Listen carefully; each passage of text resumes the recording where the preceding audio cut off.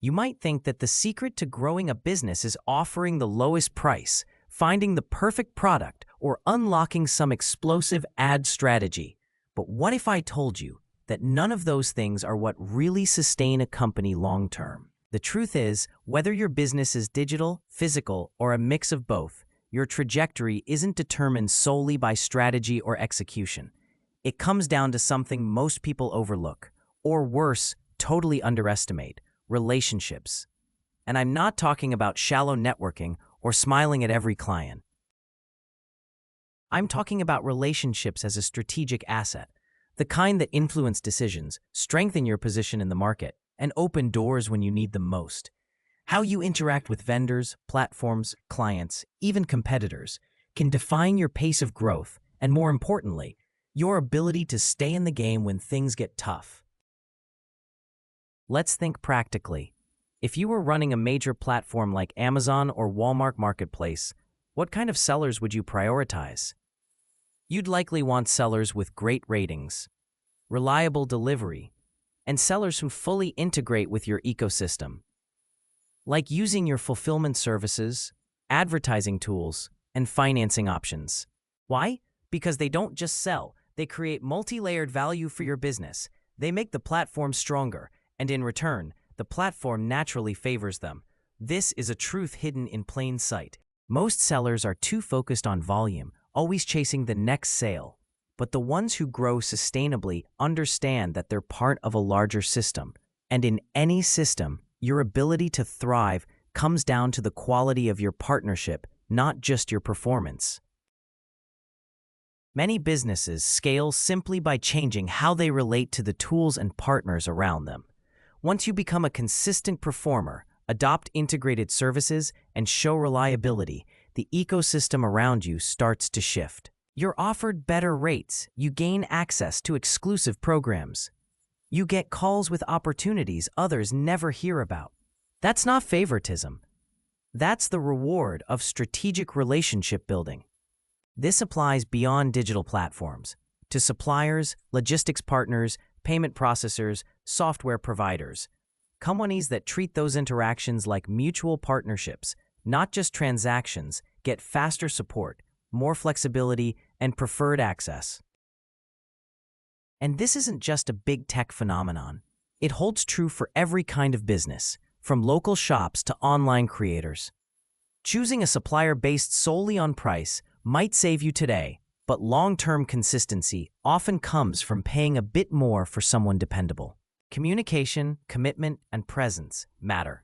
Sometimes that's the difference between a smooth operation and a painful disruption. When things go sideways, and they will, solid relationships act like a cushion. Vendors you trust extend terms, help you recover faster, or step up when emergencies hit. That kind of support isn't luck, it's earned. Relationships are like invisible capital. You won't see them on your balance sheet, but they're there, quietly shaping every negotiation, every priority shift, every behind-the-scenes decision. And while most businesses obsess over traffic and margin, the winners, they build relationships that pay off even when the numbers dip.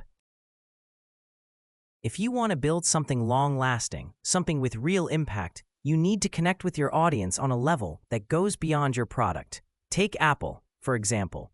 Nobody thinks the iPhone is cheap. And yet, people save for months, sacrifice convenience, and wait in lines just to get one. Why? It's not about technical specs. It's about what owning an Apple device means. Apple built a relationship with its audience based on status, identity, trust, and emotion. It's not selling a phone. It's selling belonging, a worldview, a sense of being a step ahead. That perception wasn't built in a day. It was cultivated over time through experience, consistency, and intentional brand storytelling. That's why millions gladly pay more, not for the hardware, but for the relationship they have with the brand. And that's your real takeaway. Value perception is price.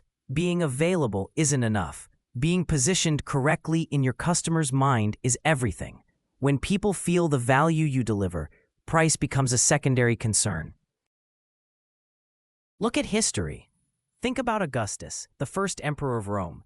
His legacy wasn't built solely on military power. It was forged through alliances, influence, and relational legitimacy. He didn't conquer through brute force alone.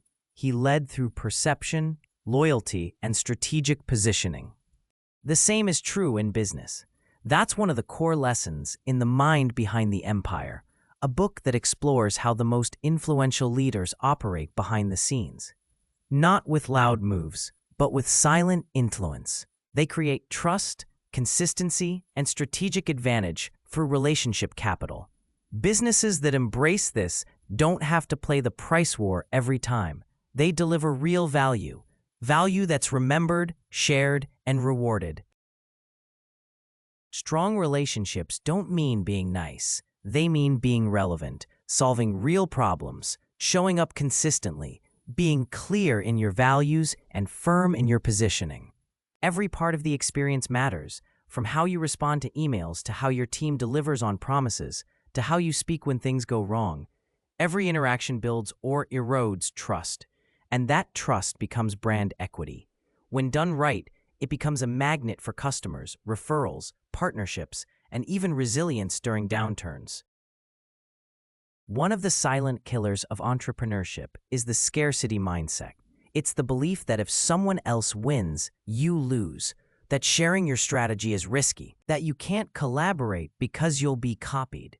This kind of thinking shrinks your opportunities. It isolates you. It makes you build from fear instead of from confidence. But businesses that operate from a place of abundance, they grow communities. They share ideas.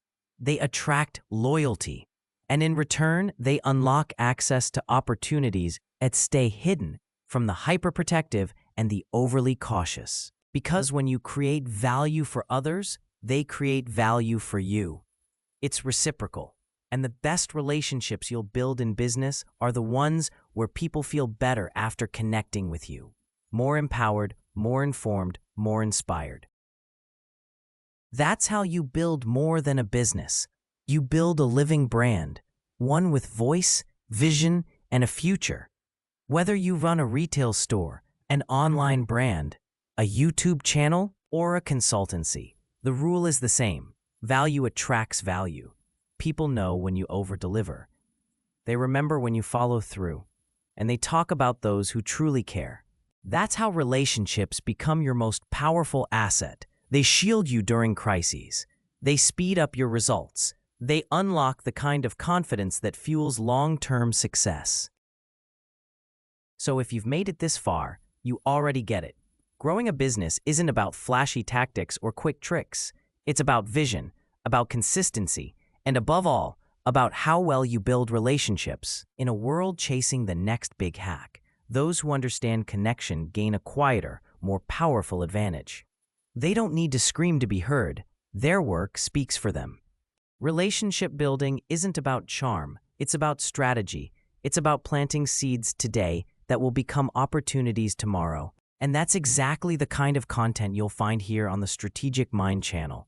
Real-world insights, grounded in value, created for entrepreneurs who think long-term. If that sounds like you, hit subscribe and stick around.